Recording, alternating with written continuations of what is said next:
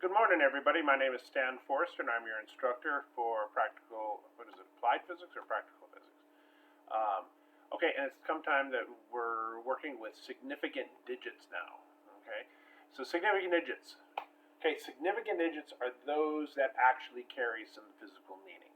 Like, for instance, if you're driving down the road and you see one of these speed cameras and it tells big flashing sign, it says you're going 31 miles per hour. Okay, that probably has some meaning. Okay, that probably has. If it said you were going 31.0005 meters, miles per hour, in other words, one part in 10,000 actually, one part in 10,000, you would know that that's complete. That's complete hooey. That there's no way that any of these cameras are going to measure that. You might get some electronics that will put out that number of digits, but the measurement is nowhere near that accurate. Okay, or nowhere near that precise. Okay. Okay, so the example that we have here in front of us is that you've gone out and you've measured a table. You have a tape measure or a meter stick. Okay, with the tape measure, it's only incremented in meter lengths. It's got a black section that's 1 meter long, and then there's an orange section that's 1 meter long, black section alternating back and forth. You measure it with the tape measure.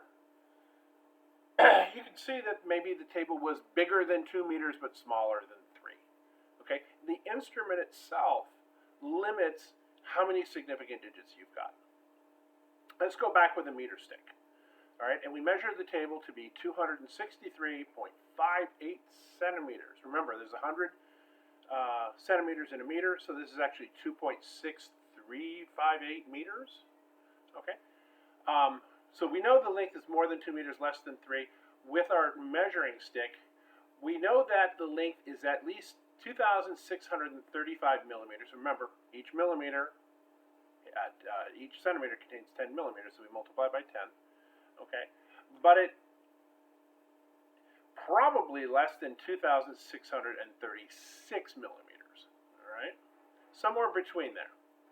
Okay, and we can get into something like measurement errors later. Okay, let's say you estimate or interpolate. Some people use the word interpolate between those millimeter marks, and your calibrated eye, you tell yourself, well, that's about 0.8 millimeters.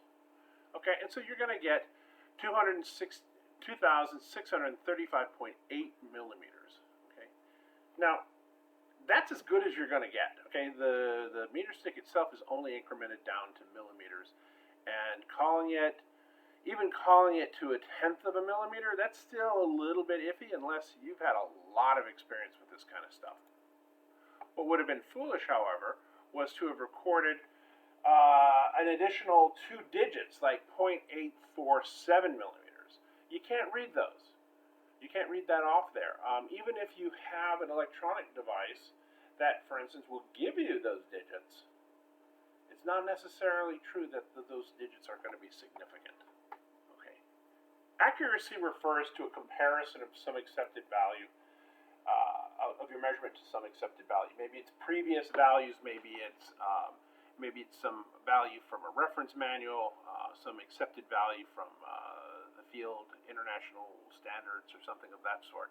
Okay, the ability to accuracy means the ability to come back to and get that same amount. Precision, on the other hand, refers to being able to get a very tight value. For instance, our measuring stick, our measuring tape that was only had incremented 1 meters, is probably pretty accurate. Okay, things are usually measured to much better than. I mean, your estimates are going to be so widely spaced that it's pretty hard to be wrong with those. Okay, but it's not very precise. It doesn't get you down to those millimeter marks. Okay, the way the meter stick would. Okay, so let's consider these measurements here. That's how many. You've got other resources for this, but let's go over it. Okay, so we have the number 2,635.8 millimeters. Okay, how many significant digits? Okay, they're all significant. They're all significant. Okay, 2,000. Okay, if we change it from millimeters to meters, in other words, there's 1,000 millimeters in a meter, so we're going to divide that previous number by 1,000. We get 2.6358 meters. Okay, you still have 5 significant digits. The placement of the decimal is irrelevant. Let's take a smaller measurement, 0.00549. Okay, let's go back to my previous statement. The placement of the decimal is irrelevant. The only thing that those zeros do that we're looking at, those leading zeros, is tells us where the decimal place is. This has only 3 significant digits. We're going to come down here, we're going to express that same number in scientific notation. It's a little easier to see how many significant digits you have because it's only this portion, it's only that portion of the number, the way we've expressed the number, that's significant. We don't really care about what this 10 to the whatever, minus 3, minus 4, 10 to the positive 8, something like that. We don't really care. It's 5.49. There's only 3 digits there. Okay. Of course, those trailing zeros, we could say 5.49000000. Okay. Now, under most circumstances, those trailing zeros don't mean anything. They don't carry any significance. Okay. 4.031 centimeters. Okay, here we have something that's called an embedded zero. It's between 2 significant digits, 4, and then there's the 0 and the 3. Now, the 4 and the 3 are both significant digits. Okay, the 0 is there just as a placeholder. It means that there is no increment at the 1,000 mark. Okay, we have 1 centimeter times 10 to the 0. Okay, this 3 stands for 30. Okay, there's no hundreds here. Okay, and then we have 4,000. All right. Now, down here we have 400 millimeters. Okay, the way that's written, we don't know. We don't know. It could mean that those zeros are just there to show you where the decimal is. But there's nothing saying that, okay? It could be 1 digit, 1 significant digit. If we rewrite this in scientific notation as 4.0 times 10 to the 2, okay, that's still 400. 10 to the 2 is 100. 4 times 100 is 400. Okay, 4 times 10 to the 2, that 4.0, that's our way of saying that this is good to 2 significant digits. That trailing 0 is significant. Okay, 4.00 would mean that we had the 2 trailing zeros are significant. All right. Hopefully we won't run into that very often. Okay, just something to be aware of. All right, so your calculator, most calculators are either going to give you 8 digits or 12 digits of calculation. It's going to calculate things out to that many digits. Those digits are not always significant. Okay? When multiplying or dividing 2 or more values, the least significant input governs what you have to round off to for your final answer. I've got 3 numbers up here that I'm going to put into a quotient. I've got a product, and then I'm going to divide the whole thing by another number. If we look here, 36.2, that has 3 significant digits. Now this one has some trailing zeros that don't count, but it's got 4 significant digits, and this one here has 5 significant digits. Okay, so we're looking at these here. The one with the least number of significant digits is the one that governs where we have to round off to. Our calculator is going to give us 5.606869. All right, calculator is going to do what calculator does. All right, we have to know how to use our tools. Okay, it's pretty sad existence to go through life not knowing how to use your own tools. Okay, so you've got a calculator, it's a tool. You look at your inputs, you know that you have to round off to 3 significant digits, so we count off 1, 2, 3, 5.60, we go 1 past. We see that 6 is greater than 5, so we round up, and we get 5.61. Okay, that's our final answer.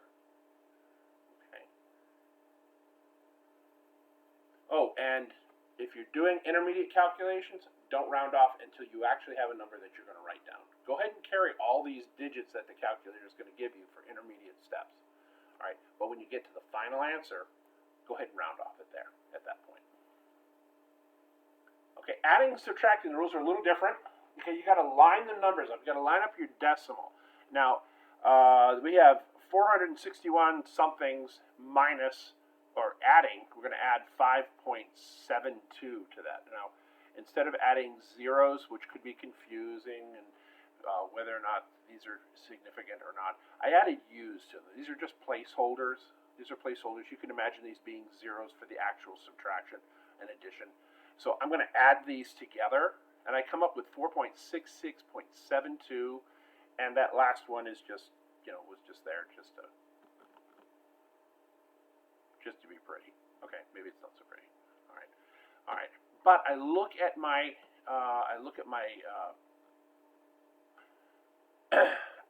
my least significant digit here. Okay, this one claims precision down to 200ths, but this one here only claims precision up to the ones. Okay, and so that's what's going to govern. I have to round off. I have to truncate everything past the decimal point, because this one doesn't proceed past the decimal point either. So let's go ahead and let's look at that. 4.66.72, and more digits if you depending on your calculator and how you arrived at these numbers. All right, so I have to truncate everything at the decimal point. So I look at one digit past that final 6. I see it's a 7. It's greater than 5. I round up. 4.67. Okay, subtraction, same thing. I take 7.004, subtract out 6.997. All right. Both of these have four significant digits, and we don't have to add any of those placeholders. Okay, so whatever I come up with, these are all significant digits. But I'm going to take a look at this subtraction. I'm looking at it as 0.007. Okay, that's 7. That's my first doubtful digit. Okay, but that's where I'm going to round that off to. Okay.